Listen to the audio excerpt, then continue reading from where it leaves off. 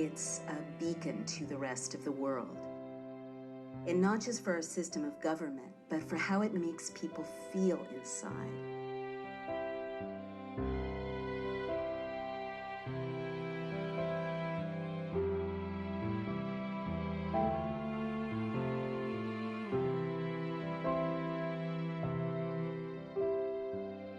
What do you love about America? I just love the country and the people. I love America because I'm free. Tell me what you love about America. Everything. The founders didn't write the Constitution and the Bill of Rights with all this bravado and confidence. They wrote those documents in fear. They had come, or their families had, from places where people they knew were hung for speaking up for their rights. Reading the Constitution, there were moments where I really felt the presence of, the fragility and the beauty that was in that original dream of this country being founded in this way, and that incredible hope that went into those documents, and the incredible, I almost felt around me the protection that those documents give me and my children, very personally. And then I felt them threatened.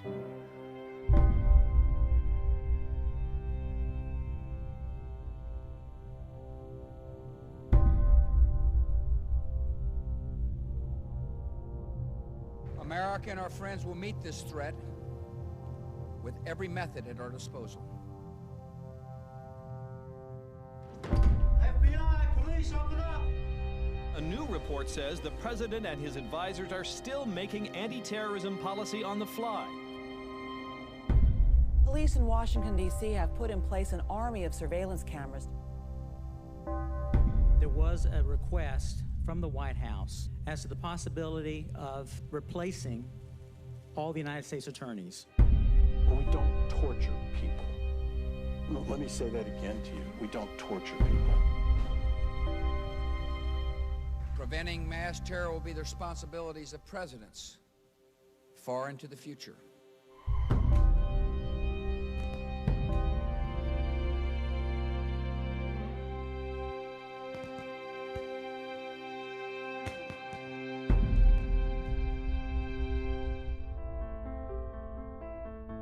I've always been a writer, and I write about politics and social issues.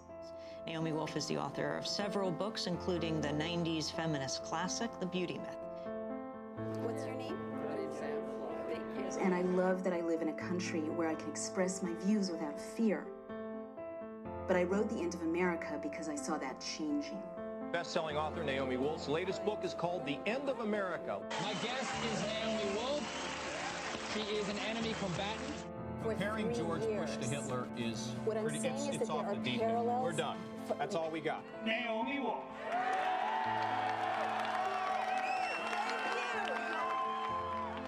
I started having conversations around the country, talking with people at town meetings. One dimension, which is a very popular site. The state is legalizing torture.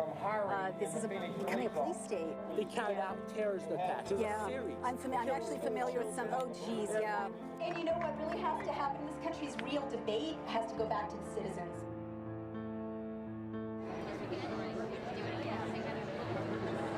Traveling around America to warn people of this threat, I felt so strongly how each of us has a role to play in standing up for the Constitution.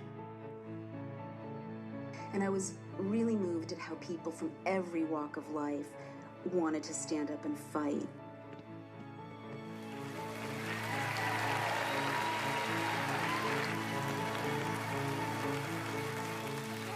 So tonight I'm going to talk to you about some very disturbing warning signs that we have to pay attention to and rise up to confront.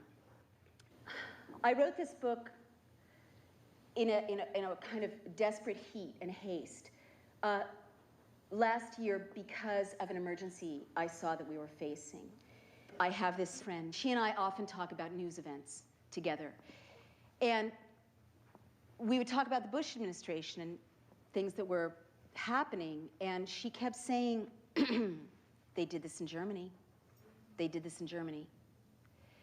And at first, really, I have to tell you, I thought that this was crazy talk, so extreme and so out there. And right? And I really dismissed it. And she didn't drop it. She kept saying they did this in Germany. Finally, she sat me down and she put a stack of books in front of me and she pretty much said, read. And I started to read. And as I read, literally my hair stood on end because sound bites and images and phrases were leaping off the pages and were current in the discourse around us. Little echoes from things like Homeland, the Department of Homeland Security. It used to be called domestic security, right? Homeland, Heimat, is a word that became current in National Socialist discourse in about 1931-32. The National Socialists pioneered the practice of unloading the war dead off of trains in the darkness of night so people wouldn't know the extent of the war dead. The media couldn't take pictures. This administration has also unloaded the war dead from Iraq off the planes in the middle of the night, a departure from practice. Blackwater, there was a paramilitary organization called Schwarze Wasser. And I realized from my reading that intently, strategically, systematically, a small group of people set out to undermine the Constitution, opening the door for the horror to come. And so what became so clear to me from my reading is that Germany in those years wouldn't have looked so different from today. I mean, we, tend to think, oh, Nazi Germany, it's like a Leni Riefenstahl film. But in fact, Germany in 1930, 31, 32 had gay rights organizations and human rights organizations and feminist organizations. It had celebrities. It had all kinds of newspapers, all kinds of debate, all kinds of dissent. It was a modern state. I didn't stop with Germany. I started to read about Stalin's Russia and Mussolini's Italy. East Germany in the 50s. Czechoslovakia in the 60s, Pinochet's coup in Chile in 73, and the Chinese crackdown on the democracy protesters at the end of the 80s. The same things recur again and again and again. Little subversions of people's rights, little constitutional changes.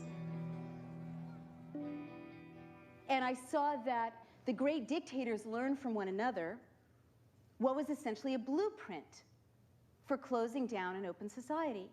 And then it became clear to me that this blueprint is simple. It consists of 10 steps, 10 clear steps. And then what became so chillingly clear to me is that these 10 steps are in place in the United States today. Fear is the most devastating of all the threats we can have in a democracy. The language of fear will cause ordinary, decent people to do things that's not in their character.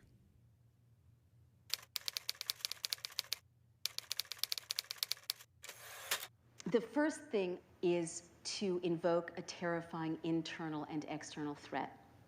And sometimes it's a real threat. After 9/11, the Bush administration used a terrible crime against our nation to launch what it called a, quote, war on terror, end quote.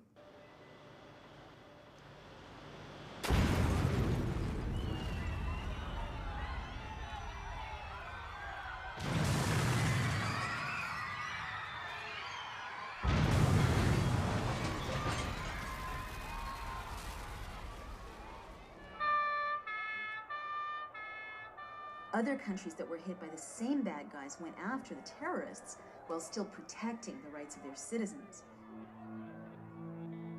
But the Bush team raised Americans' fear level as high as possible. We will discover and destroy sleeper cells.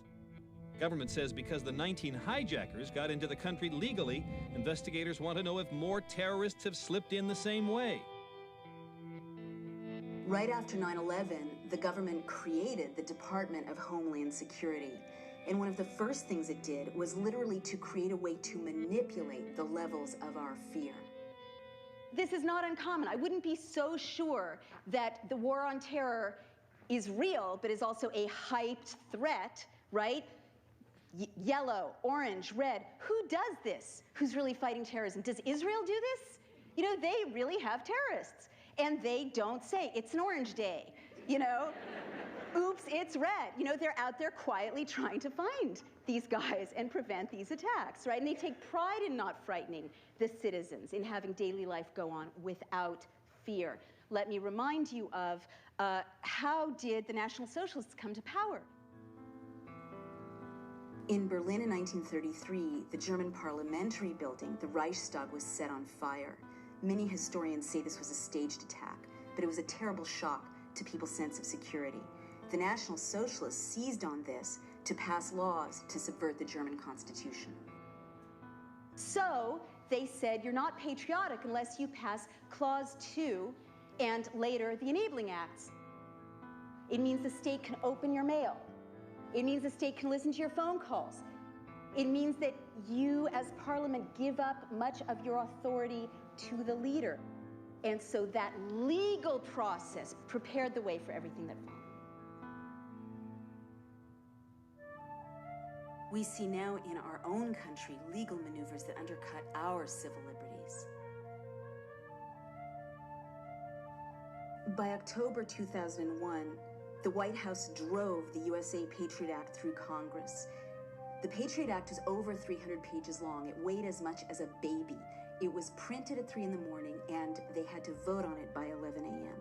The Patriot Act gave the government access to wiretapping you, electronically surveilling you, researching your medical records, looking at your bank records, looking at your credit card statements, even looking at the books you checked out of the library, all without you ever having done anything wrong, and all without a warrant. Today we take an essential step in defeating terrorism while protecting the constitutional rights of all Americans.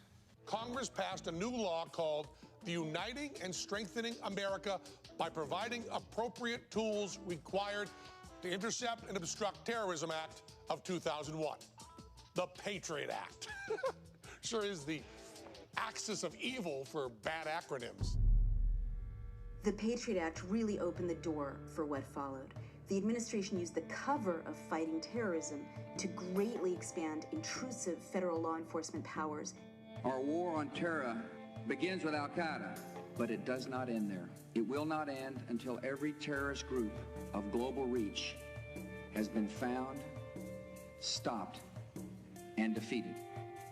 They scared us by invoking the greatest threats of all, the weapons of mass destruction, and a false nuclear threat. There is no doubt that Saddam Hussein now has weapons of mass destruction. Remember the drumbeat, war in Iraq, we've got to invade, we've got to invade. Remember the yellow cake, thank you, in Niger. The British government has learned that Saddam Hussein recently sought significant quantities of uranium from Africa. Iraq has sent agents to Niger, and they are buying yellow cake, which is used in nuclear bombs, so that, as Condoleezza Rice put it memorably, we cannot wait for the smoking gun to come in the form of a mushroom cloud. This scared me. Did it scare you? No? Well, you're smarter than I am. But this was completely fake. And up and down, we now know, up and down the State Department, people were like, fake, fake, don't do it, don't do it. But they hyped this threat.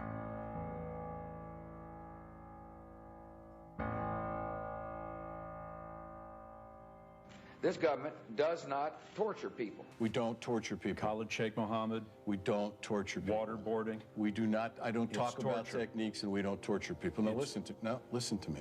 I want you to listen to me.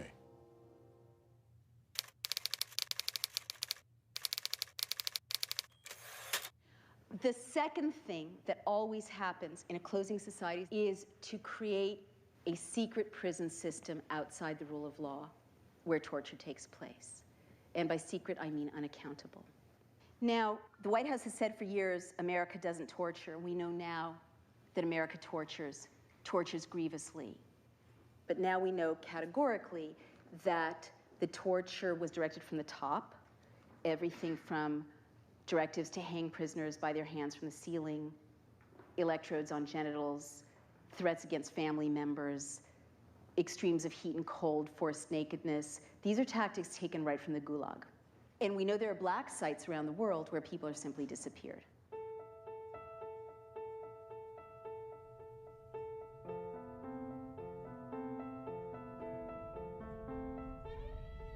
The secret prisons and Guantanamo became settings where U.S. agents tortured prisoners. The administration defended torture as being necessary to save American lives.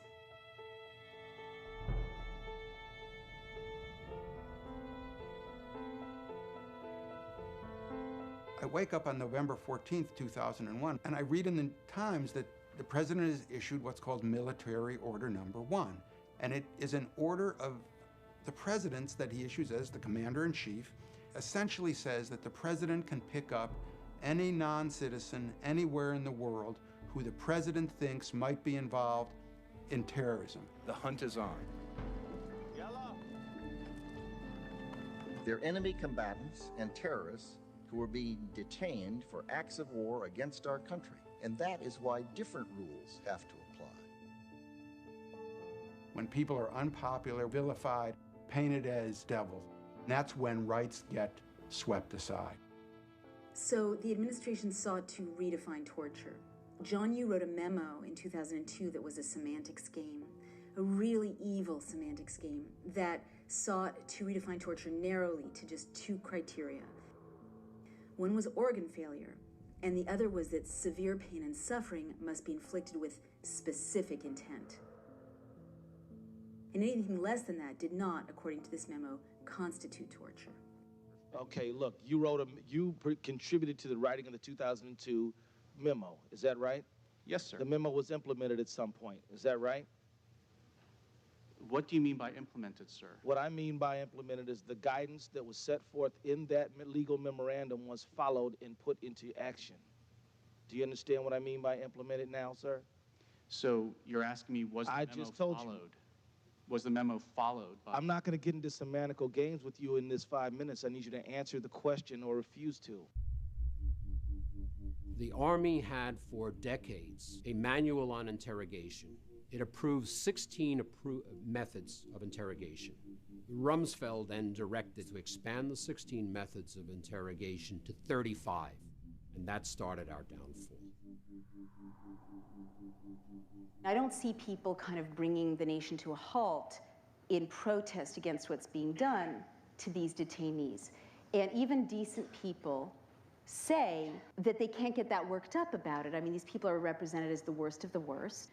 So quite apart from the morality of the torture of prisoners in our custody, quite apart from the fact that the Constitution forbids cruel and unusual punishment, quite apart from the fact that it's against the law, U.S. law as well as international law. So why should we care that brown people with Muslim names are being tortured? We should care for our own sakes because of the record of history. When you look at Germany, you see this clear pattern. In 1930, 31, 32, torture was still illegal in Germany, but the SA, these informal paramilitary groups, would drag people out of halls like this one if they asked a confrontational question, and take them to these makeshift torture cellars. And one of the early parts of the Hitler regime was really to pick up people and put them into essentially concentration camps. And instead of calling that torture, which is what was going on, they called what they did to people enhanced interrogation techniques. That term is precisely the term that the United States government uses about the way it treats people at U.S. detention camps.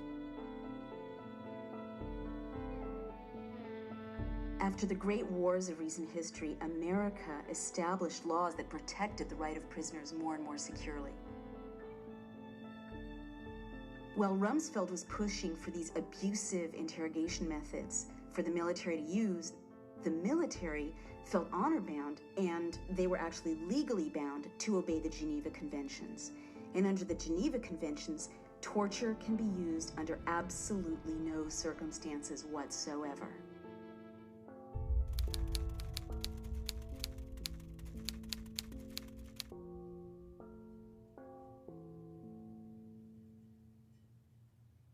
If you look at it pragmatically, does torture work? Does it do what you want to do, which is to save innocent life? And the answer is no, it doesn't.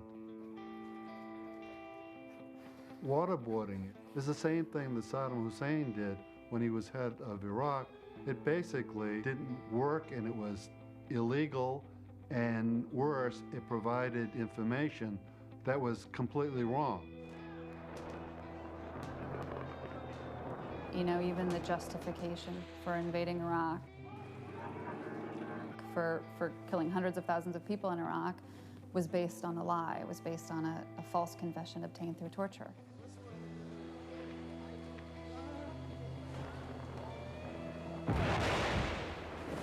We use it as a justification to topple a regime, to invade a country, to kill hundreds of thousands of people. This is not the last war that America is going to fight. What we do today is creating a precedent for how American prisoners of war who are not yet born will be treated in the future. In 2006, Congress passed the appalling Military Commissions Act, which stripped detainees of many rights to a trial and allowed many kinds of brutality. It expands the definition of an enemy combatant and gives the president the power to detain them indefinitely. When Congress passed the Military Commissions Act, it was really a slap in the face of the founders, because they fought for any accused to have the right to a speedy and public trial by an impartial jury. This bill spells out specific, recognizable offenses that would be considered crimes in the handling of detainees. So what the Military Commissions Act does is, in a stroke, it strips the detainees of the right to challenge their own detention and treatment, or even see the evidence against them.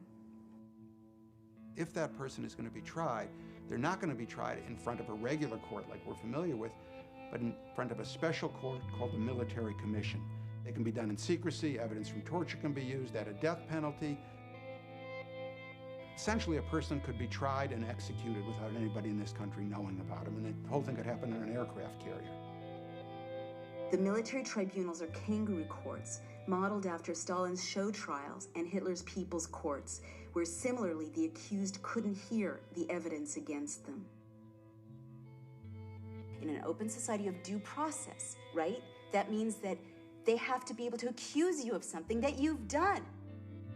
In a closed society, your innocence doesn't protect you. Most chillingly, the Military Commissions Act expanded the definition of enemy combatant to include any innocent U.S. citizen. Right now, the President of the United States, any president to come, can say to any one of us sitting here, anyone out on the street, you're an enemy combatant. And because the president has said so, that makes you one.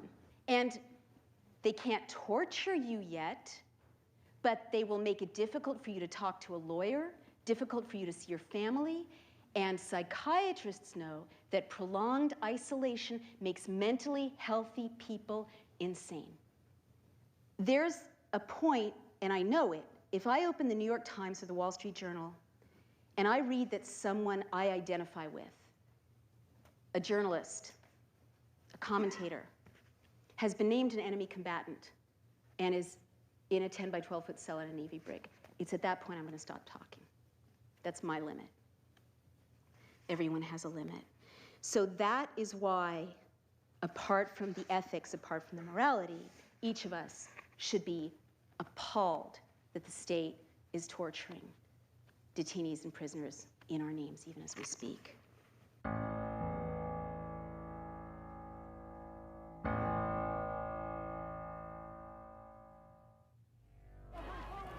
We have difficult work to do in Iraq.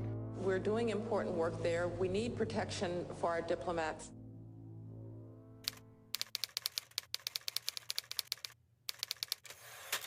The third thing a would-be dictator always does is to create a paramilitary force that is not directed by the people.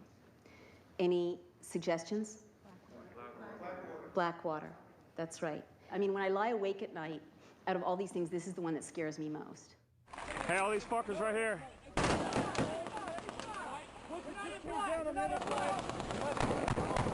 Blackwater is a paramilitary force headed by a guy, Eric Prince, with close ties to the White House. Eric Prince's family's wealth has contributed over $2.4 million to the Republican Party and its candidates. Blackwater alone has secured more than $500 million in federal security contracts since the year 2000. Two-thirds of those contracts are what is known as no bids. Who needs ammo? Right on it, son. Most Americans don't know that Blackwater contractors are hand-picked torturers and murderers from countries that torture and murder their own civilians. Do you have any qualms about hiring people out of Chile to participate actively in this war? I believe the persons of that country have a free right to contract. Now, most of us know that Blackwater is operating pretty much outside the rule of law by design in Iraq, and we know they murdered 17 civilians in cold blood.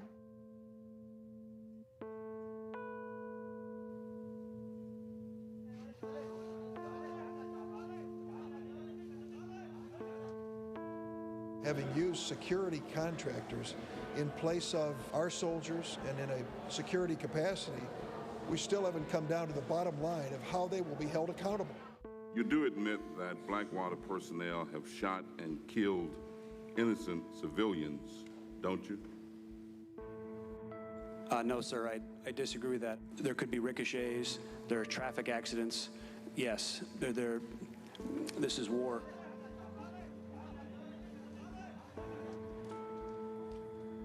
Can you tell me, was an investigation ever conducted? Congressman, if you will, we will get back to you with full details. Are you refusing to answer? Is that... Congressman, I will have to check on that for you. We've had a better response from Blackwater than we have from the State Department on getting information. It's a question of when things go wrong, where is the accountability? When the FBI tried to investigate, the State Department blocked the investigation. Now, when the state starts to protect its own murderers, a very dangerous corner has been turned. I asked your Secretary of Defense a couple months ago what law governs their actions. Mr. I was going to ask him. Go ahead.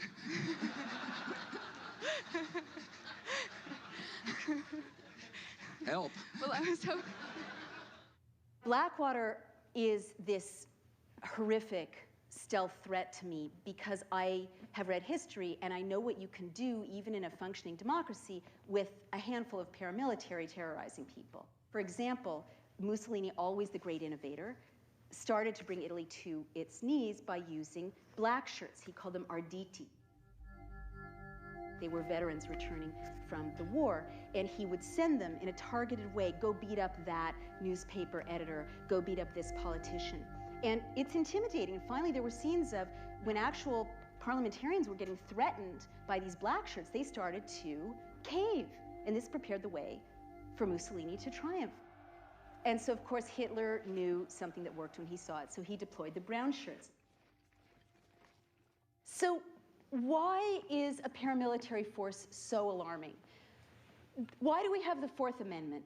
The founders knew what it does to ordinary citizens to have a standing army that is erected not by the people, not accountable to the people. They made sure that the National Guard, our militias, are answerable to the people. That's why they made sure that there's posse comitatus, which means that the police are a domestic force, a civilian force, that we don't have a military occupation of our streets, okay? And that's one of the things that makes the United States different from countries all over the world where they know the state can break in. Blackwater Worldwide's high-risk warrant hostage rescue course is designed to teach proven tactics on the most common situations. Many of us don't know that Blackwater is already operating in the United States. In New Orleans, in the wake of Hurricane Katrina, Jeremy Scahill reports that there were contractors shooting at civilians in Katrina. I was in New Orleans in the aftermath of Hurricane Katrina, and I saw Blackwater mercenaries speeding up and down the streets in unmarked cars, heavily armed with M4 machine guns, flak jackets, other weapons strapped to their legs.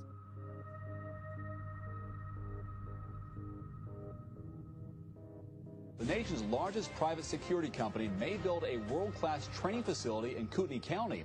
The Idaho Post Academy has signed a letter of intent to work with Blackwater if the company decides to build in the region.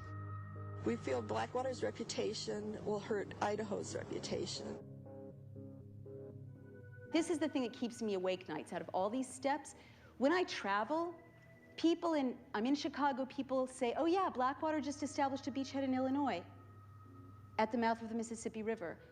I'm in Southern California, people in San Diego are like, yeah, we're just fighting this really hard fight because Blackwater wants to establish a presence along the border, getting into border control. And their business plan calls for them to be increasingly active, monitoring protests. Their website has a focus on Midtown Manhattan. A paramilitary force. You can't close down an open society without one.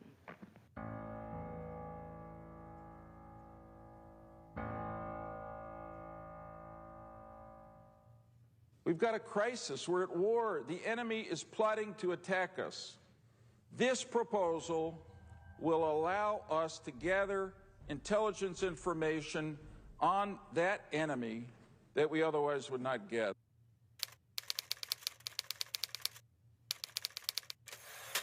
Another sign of a closing society is when government starts to surveil ordinary citizens. Mussolini pioneered this. Hitler set up neighborhood spies, East Germany developed the Stasi, and China today has the Dangan system. You need a surveillance apparatus to close an open society. Most of us know that our emails can be read and our phone calls can be listened into. But most people, I would have to say quite naively, think, well, if I'm not doing anything wrong, why does it matter? All you have to do is read history to know that in a closing society, you don't have to have done anything wrong. If there's a surveillance apparatus, they can listen in, and they, as other institutions erode, they can simply say you've done something wrong, or use leverage through the surveillance to intimidate you. The Stasi, the secret police of East Germany, kept everyone in a state of fear and silence. For years, everyone thought they had a Stasi file on them. After the wall came down, it turned out that only 10% of people actually had a file on them. But all it takes is to know you're under surveillance to keep you scared and frightened. So this is one of the steps that I have a very personal relationship to, and I have a lot of feelings about it, for the following reason. For a year and a half, every time I would try to take a plane, I would get my boarding pass, and it would have a quadruple S high security threat mark on it. And they would take me out of the line and do that whole extra security check thing. And I kept asking, what's up with this? Why are you doing this? Why are you doing this? And finally, this nice young TSA agent said, oh, you're on the list. And I'm like, the list? I'm on the list? How was Nazi Germany able to round up so many Jews so quickly? Because they had mechanized the list. Again, how did Pinochet manage to round up mass arrests? Mass arrests are always a hallmark of a closing society. Thousands, tens of thousands of people in a notorious soccer stadium. The list.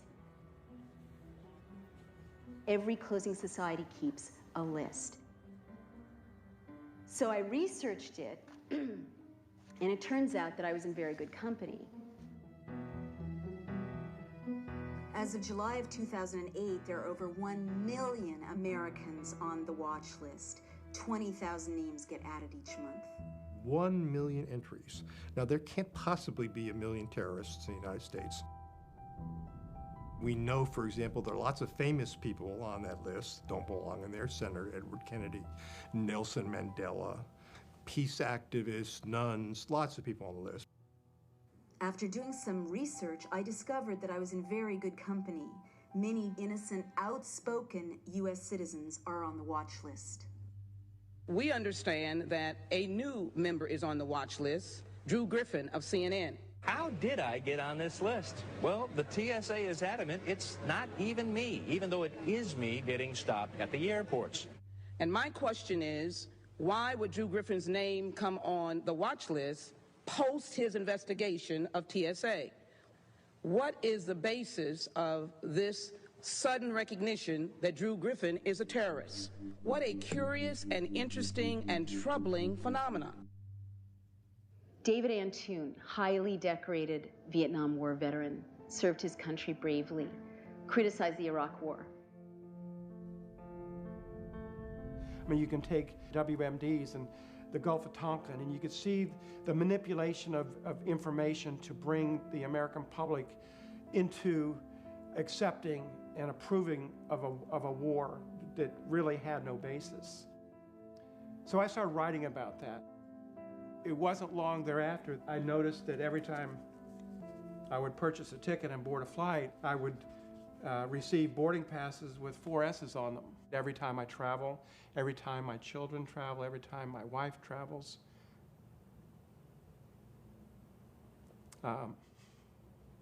Every time my 86-year-old mother travels. They're all on the watch list. So, you know, it's an inconvenience, but it's insulting. And so when you want to close down an open society, you keep everyone under surveillance so that people increasingly become too frightened to stand up and speak.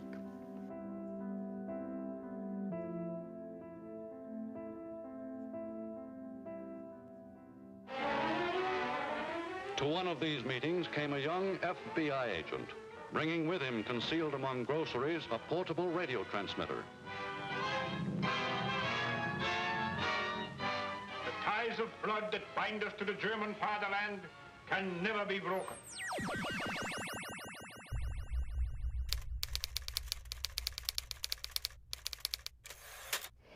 The fifth thing that always happens in a closing society is that there's increased infiltration of citizens groups, and this is against the law. The ACLU has many documented cases of illegal infiltration of groups just like this, and in fact, there's probably someone here today. Hello! You know, I hope your audio is working well.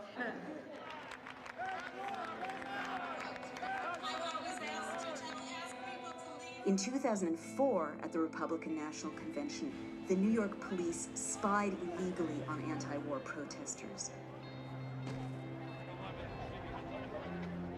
There were also reports that the FBI was illegally spying on other nonviolent groups of Americans, meeting in churches and in Quaker houses of worship.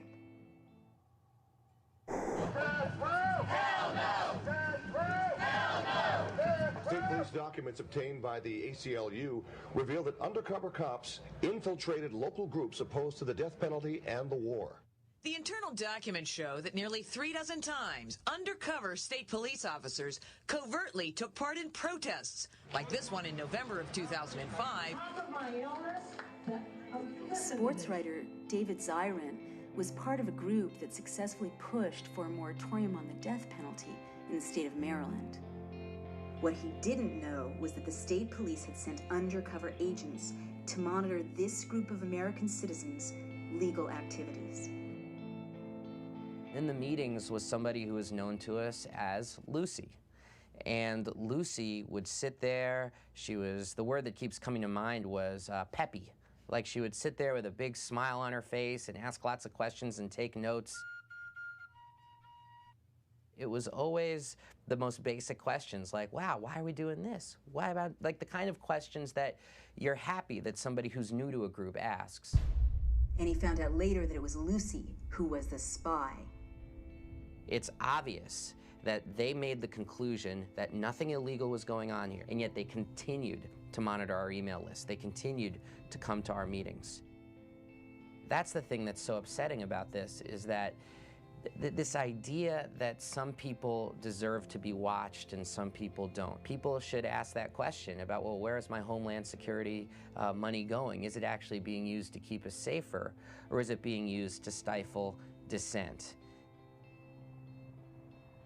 We know that when you go to your anti-war group or your environmental group, there may well be someone there, and this is right out of COINTELPRO. We did this in the 60s and 70s until there were laws against it. Congress took action. Those have been undone. But in your local group, there's going to be some really, think about that really troublesome person who's always trying to start a fight. You know, this is a tactic to send agents in who look and dress like ordinary citizens, activists, but who are there to cause trouble, to make it difficult to move forward, to break up the group, to smear people. Surveillance and infiltration, it's the way the state messes with people's minds to make them psychologically unwilling to stand up for themselves or even trust their own reality. It's a psychological pressure point and not just a tactical one.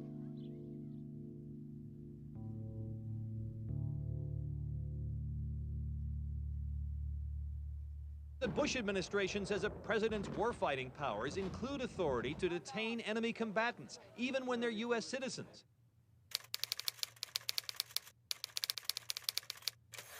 The next thing is to arbitrarily detain and release citizens. And again, this is an intimidation tactic. Pinochet did it, the National Socialists did it.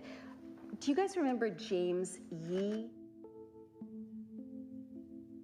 Chaplain James Yee, a U.S. citizen, was assigned to Guantanamo Bay.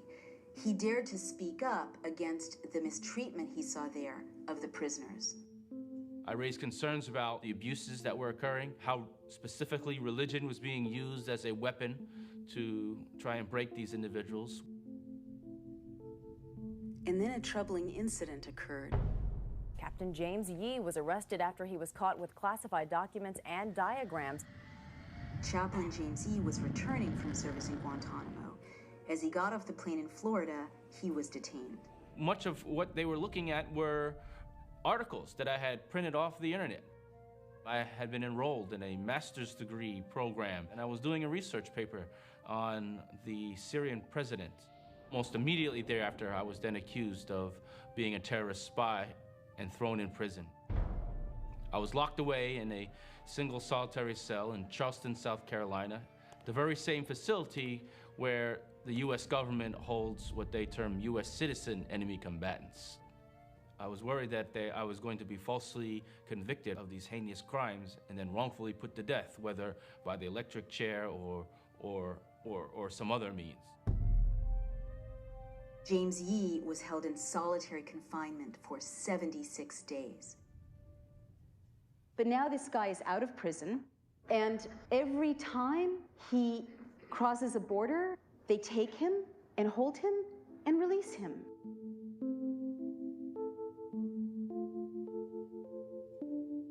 My life would be forever affected by the constant surveillance that the American government puts on its U.S. citizens.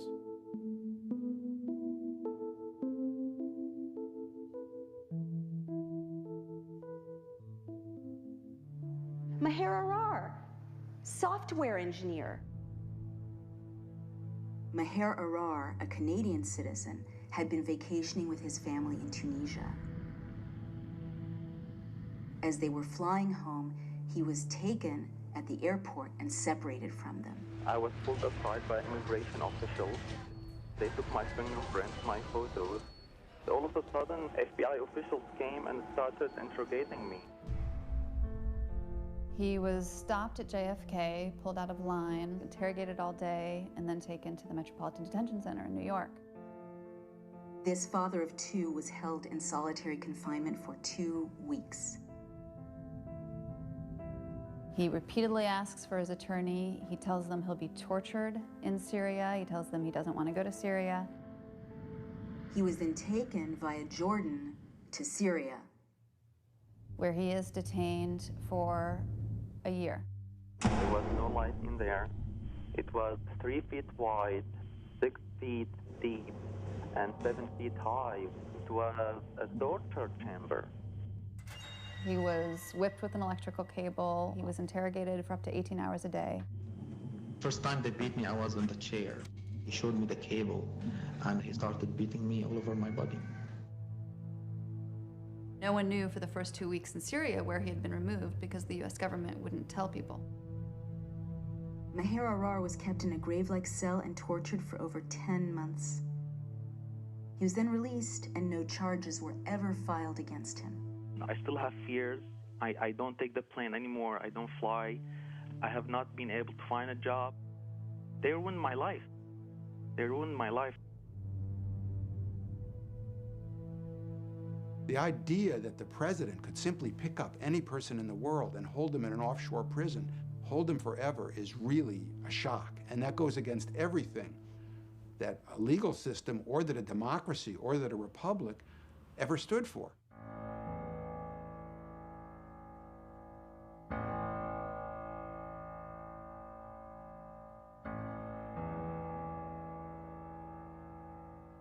Wir haben ein deutsches Theater, einen deutschen Film, eine deutsche Presse, ein deutsches Schrifttum, eine deutsche bildende Kunst und einen deutschen Rundfunk.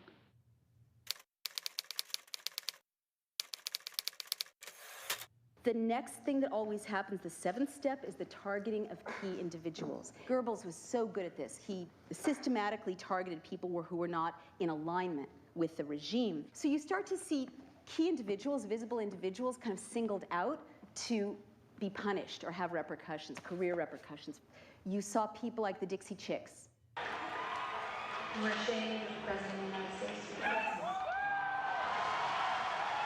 The Chicks' hit Travelin' Soldier went from #1 to oblivion in 2 weeks. Replacing it, Daryl Worley's Have You Forgotten, a pro-war song. It wasn't a local type of thing where people, and there wasn't an aspect of that, but for the most part, it was coming down from the top. You are not allowed to play the Dixie Chicks. One random comment, they wished Bush wasn't from Texas. Next thing you know, Clear Channel, which has close ties to the White House, is making sure that radio stations are not playing their music. We don't have a stage and a microphone. All we have is our checkbook when we go pay for the CDs and the tickets and the T-shirts and all the stuff we've paid too much money for.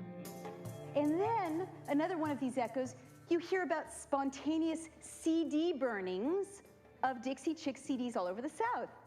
And you know there's something funny going on with this because CDs don't burn. What does this echo? Book burnings, of course. In April of 1933, Goebbels orchestrated spontaneous book burnings where students were supposed to pile up books by people who were critical of the regime and trash them, set them on fire. You saw people like Dan Rather, a critical report of Bush's service. CBS News, 60 Minutes, and this reporter drew fire today over our reports that raised questions about President Bush's military service record. Subsequently, the White House put so much pressure on his employer that Dan Rather now claims in a lawsuit that his employers caved to White House pressure and drove him out of his job. The central thing here is you can't have freedom of the press if you're going to have large, big corporations and big government intruding and intimidating in newsrooms. The chilling effect on investigative reporting is going to be something we don't want to see. Many visible people, silent Valerie Plame. My name and identity were carelessly and recklessly abused by senior government officials in both the White House and the State Department. She was singled out to punish her husband, who had blown the whistle about the president's lie about yellow cake uranium. After a CIA-sponsored trip to Africa, her husband, Joe Wilson, wrote this article attacking the rationale for war, that Iraq had weapons of mass destruction. Dick Cheney was furious, and when he found out Wilson's wife worked at the CIA, he wanted to use her to discredit him. It's claimed in retaliation, Scooter Libby leaked the fact that Wilson's wife, Valerie Plame, was a CIA operative. And you're convinced that's why they did it, is because they didn't like what you were saying?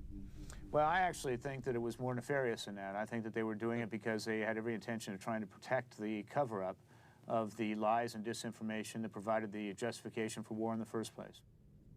They purposefully outed a CIA agent, Valerie Plame. That's not treason anymore, outing a spy? Did I mention it was one of our spies? Did the July 14th column destroy your covert position and your classified status? Yes, it did. I could no longer perform the work for which I had been highly trained, and so that career path was terminated. It was her whole career.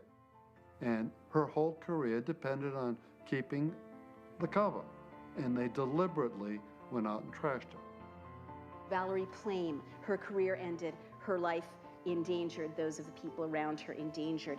And she says in her memoir that when she went out on her back porch, to look at her back porch rather, and she has 2 toddlers, she saw that the bolts holding the deck up 20 feet off the ground had been loosened. That's right, targeting key individuals.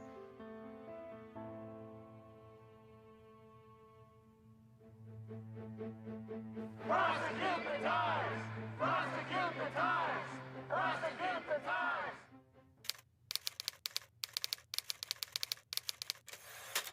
The next step a would-be dictator always takes is to restrict the press.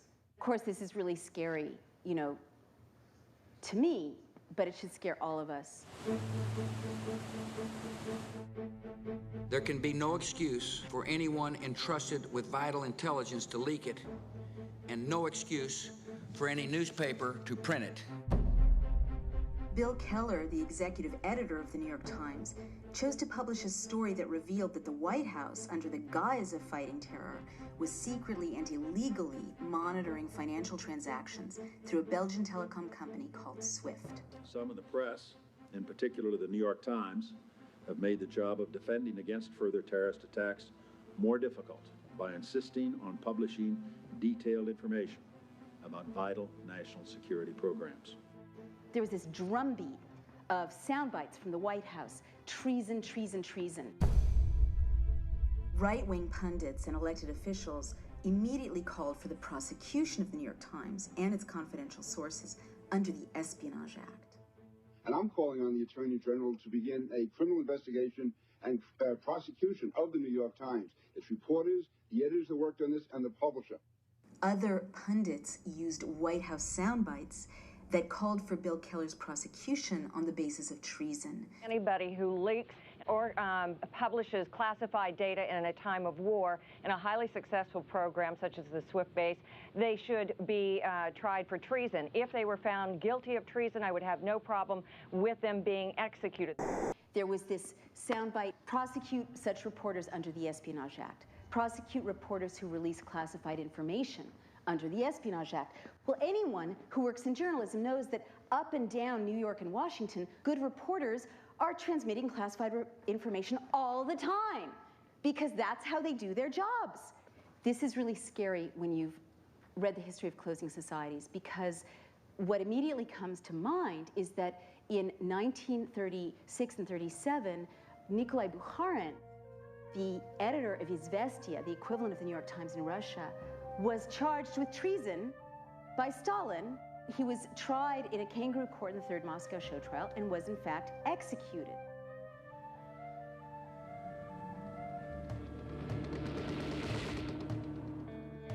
The Espionage Act of 1917 was passed in the run-up to the First World War. The Espionage Act basically made it a crime to criticize the war. It equated dissent with espionage. And what it did was it allowed agents of the state to round up ordinary citizens, librarians, activists, labor leaders, journalists, without warrants. Often these people were beaten, they were imprisoned. Eugene Debs, a presidential candidate at the time, was sentenced to 10 years in prison under the Espionage Act. His crime? He had given a speech about the First Amendment. So this sweep of the Espionage Act silenced dissent in the United States for a decade. So when you start to hear this drumbeat, treason, treason, espionage, espionage, try them under the Espionage Act, you know that you have moved into a very dangerous place in a closing society. Bilal Hussein was an AP photographer. He was part of a team of photojournalists who were nominated for a Pulitzer Prize for their documentation of the war in Fallujah.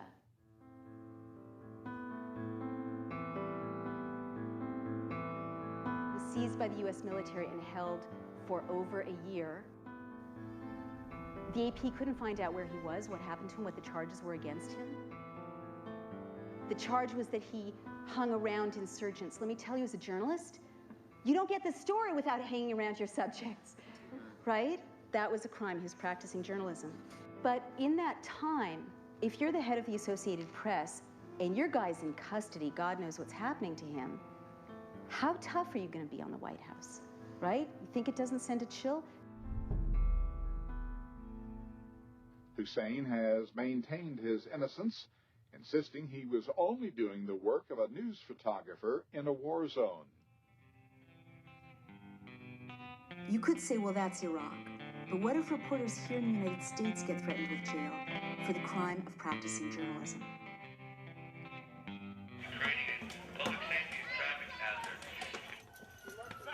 Get back! Everybody get back! Everybody step back! Another really scary example for those of us who are journalists here at home is Josh Wolf, no relation. He's an American freelance journalist who was jailed by a federal district court for refusing to turn over a collection of videotapes he had made during a political protest.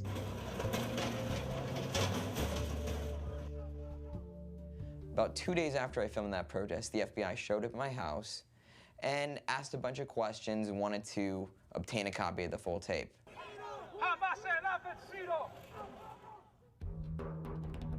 Even after the FBI's subpoenas, Josh Wolf acted like a journalist and refused to turn over his sources. For this, he was sentenced to prison. I figured it would be the journalist spent the night in jail and they decided to drop the subpoena afterwards. This wasn't the case. You're taken by U.S. Marshals from a courtroom, forced to strip down to absolutely nothing, handcuffs in the front, a chain around my waist tied to my feet. I remember seeing this very large guy, giant guy, shaved head, tattoos, looked completely scary as all can be. He's like, "So what are you in here for?" And I'm like, "Oh, I'm a journalist that refused to provide tape and testify before a grand jury about protesters." And he's like, "So you're here for not snitching? That's amazingly cool, man." He's like, "Be sure to tell people about that. You'll get respect. You won't have anything to worry about." And I'm like, all right, note to self, I'm here for not snitching. Josh served 226 days in an 8 by 10 foot cell. His sentence was longer than that for any journalist in U.S. history. The real risk, the real frightening fact was that the federal government was trying to obtain the identities of people who don't support what this government is doing, and using a journalist as an agent, a de facto agent, to do it. When I was speaking to intelligence officials about WMD in Iraq, they were willing to speak precisely because they knew that I would protect that confidentiality. And when you lose that ability to guarantee somebody's, to protect your sources, then you lose that information. Ultimately, it's the public as a whole that loses.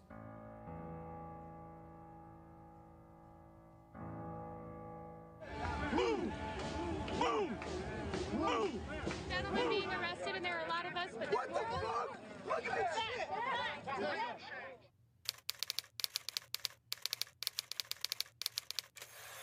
The 9th step is to recast criticism as espionage and dissent as treason, and you see this more and more. Remember, Senator Clinton criticized the Iraq War, and there was this drumbeat, treason, treason, treason. But you start to see in a closing society more and more laws criminalizing speech. Leave the Bill of Rights alone. Thank you.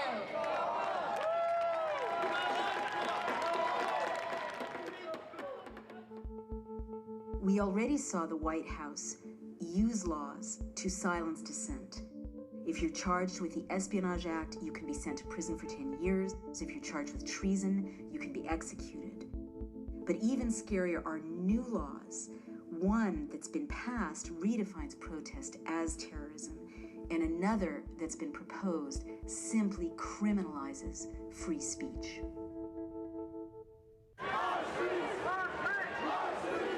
At the Republican National Convention in St. Paul in 2008, 400 American citizens were arrested for protesting. Over 100 were charged with felonies, and dozens of reporters were arrested.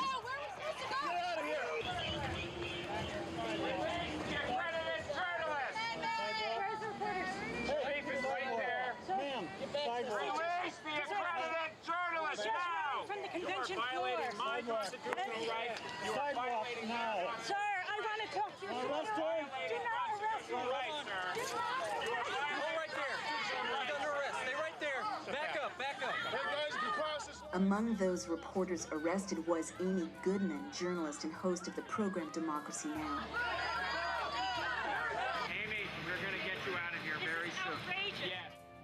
In a nearby park, there was a mass arrest of more than 200 people who weren't even part of the convention protests. You know, we knew that we hadn't done anything wrong. No one was really even holding signs. No one was really even demonstrating. We were all just hanging out. Out of nowhere, the police tightened in, and everyone's kind of getting nervous at this point. And they get on the bullhorn and they say, "Ladies and gentlemen, you're all under arrest."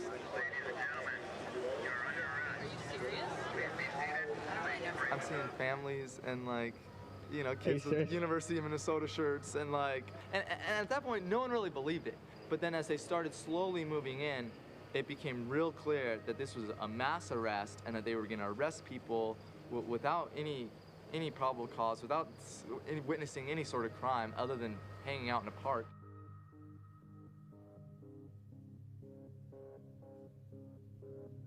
Under the Minnesota Patriot Act, 8 American citizens protesting the convention were later charged with terrorism. Get back, H.R. 1955, which blessedly hasn't passed so far, partly because we've been out there beating the drum about it. It was a bill with lots of support, passed in the House, on the way to the Senate, which would basically criminalize this conversation because it was so loosely worded that it criminalized any advocacy of the use of force against the government. Now, this is right out of Stalin's playbook. It was so loosely worded that if you say, as I'm going to say at the end of this, we need to investigate and prosecute anyone who's committed crimes in the White House, that's criminal. And it would implicate you, by the way, as being supporters of criminalized speech.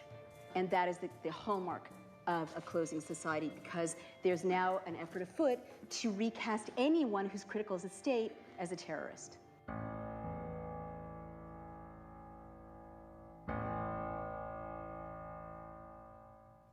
Some members of Congress want to know why President Bush claims he can sometimes just ignore the law if he feels like it.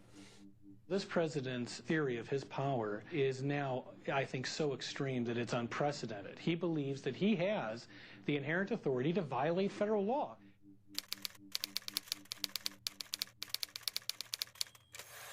Step 10 is the subversion of the rule of law. You saw it in Italy very clearly. Mussolini just started to ignore Parliament. But Parliament kept saying, hey, we're Parliament. You can't just ignore us. Is this sounding familiar? Yeah. So at this stage, you start to see what we're seeing now, which is Congress subpoenas Harriet Miers and Josh Bolton, and the White House says, sorry, too bad. So under the rule of law, that's contempt of Congress, and it's illegal, right? But Congress is like, no, no, no, you don't understand. We're Congress. And the White House is whatever. The Attorney General scandal, the U.S. Attorney scandal. Remember that? There was a request from the White House as to the possibility of replacing all the United States attorneys. When I was first reading about it, there were 8 or 9 U.S. attorneys that had been targeted to be moved out. And I was reading Goebbels, so I thought, I bet they tried to purge them all. And sure enough, the missing emails that we can't surface, they're gone, would show testimony proves that there was discussion about purging all the U.S. attorneys at once. So why is this relevant? Again, in 1933, this very critical year, in 1 month, Goebbels purged all the attorneys and the judges, and he replaced them with his own guys. Once you do that, you can still have elections. You can still have a judiciary. You just don't have freedom.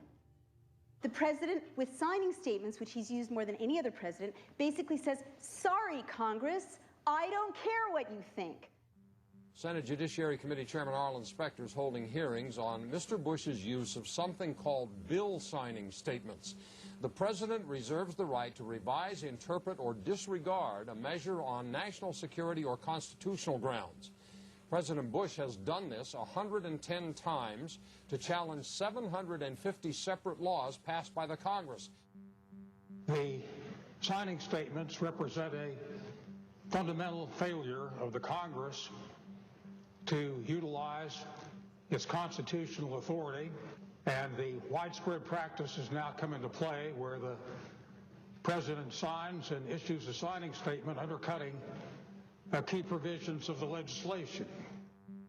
We're really at a point where the President is arguing about his own presidential power in ways that are in the antithesis of that Constitution and the values that it contains. So at the last stage, you start to see this just flat-out subversion of the rule of law, or making it easier to declare martial law.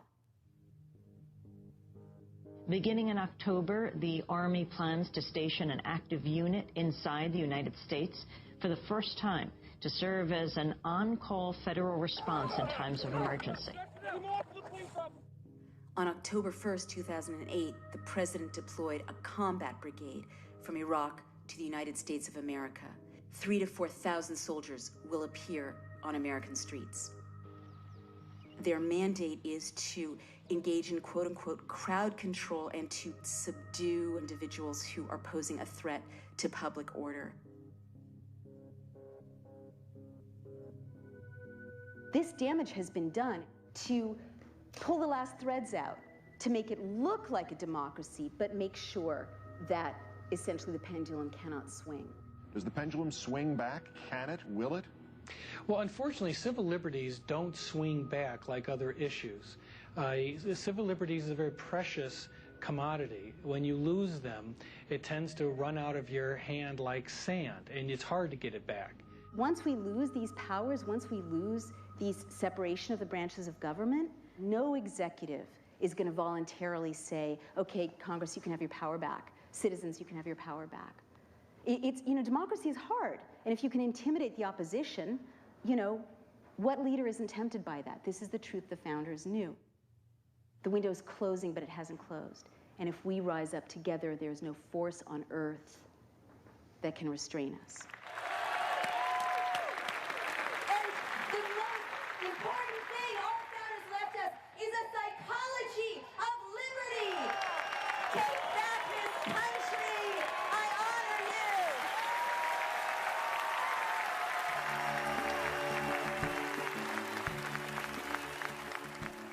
That rule of law feels to me that it's been grievously injured in the aftermath of 9/11. And I hope that we're going to come to a time when we have some kind of a national commission that will look back at what we've done and will begin to repair that damage.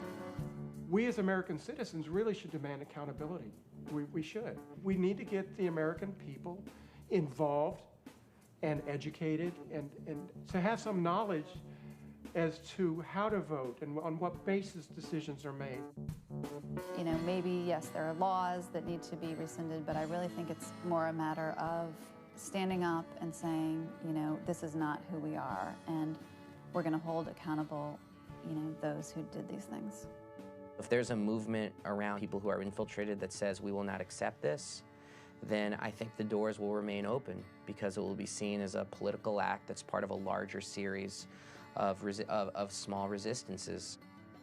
Ultimately, I trust in the essential fairness of the average American to recognize that some bad things have been done and to recognize that we need to change what has been done in the last few years. We lost our way. We just need to find our way back to the path that served us well for so long and served our forefathers so well. Jefferson and Franklin categorically believed that it wasn't just Americans' right to criticize the government, it was Americans' duty. The Declaration of Independence actually says you have a duty to rise up and overthrow tyranny and injustice. That is your responsibility as an American. And Benjamin Franklin, knew it was up to us. There's this great story that he was coming out of the Constitutional Convention, and a woman asked him, so, what is it? Is it a republic or is it not a republic? And he said, A republic, ma'am, if you can keep it.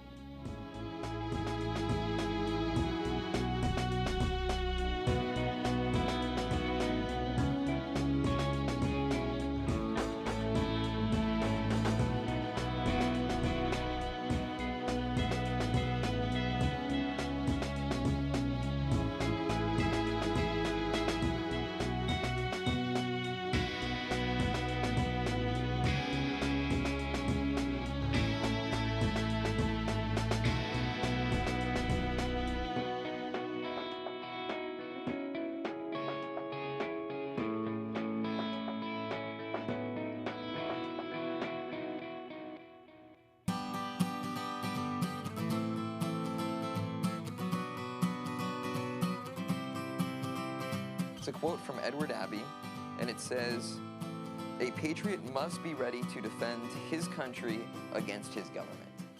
And I honestly feel that in many ways that's what I did. Amendment 25, Section 1. In case of the removal of the President from office or of his death or resignation,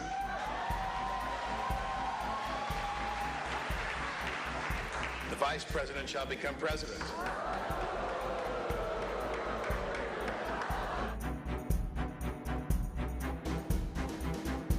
My name is Robert C. Byrd. I am a United States Senator, and I am an American. This is my Constitution.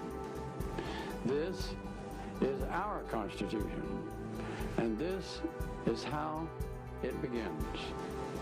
We, the people of the United States, in order to form a more perfect union, establish justice, ensure domestic tranquility, provide for the common defense, promote the general welfare, and secure the blessings of liberty. If this were a dictatorship, it'd be a heck of a lot easier. Just so long as I'm the dictator.